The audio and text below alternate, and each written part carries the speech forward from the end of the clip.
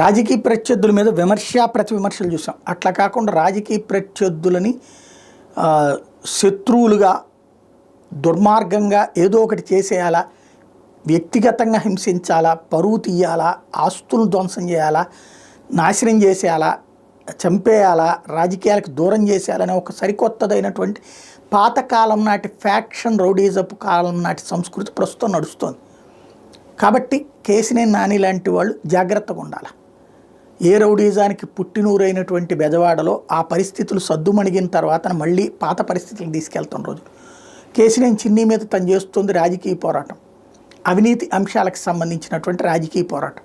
రాజకీయ పోరాటానికి ఆరోపణ ప్రత్యారోపణ, విమర్శ ప్రతి విమర్శ ఉంటుంది.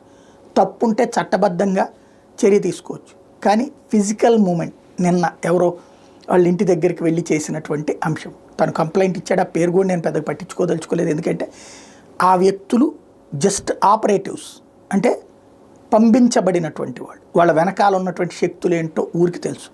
బట్ కేసినేని నాని సర్వైవ్ అవుతాడా లేదా? ఇంతకుముందే చెప్పాను నేను, వైఎస్ఆర్ కాంగ్రెస్ పార్టీ నాయకులు ఆస్తులు పోగొట్టుకోకుండా బతికుండటం అన్నటువంటిది ముఖ్యం అన్నటువంటిది రేపటి ఎన్నికల దాకా ప్రిపేర్ అయ్యి ఉండాలి. ఆ తర్వాత వాట్ నెక్స్ట్, పబ్లిక్ ఎట్లా తీర్పిస్తారు, ఆ తర్వాత కూడా ప్రజలు ఓడగొడితే శాంతం రాజకీయాలు వదిలేసుకుని ఇంటికి వెళ్ళిపోవడం బెటర్. లేదా ప్రజలు వాళ్ళకు అనుకూలంగా తీర్పిస్తే అప్పుడు సమాధానం చెప్పుకోవచ్చు.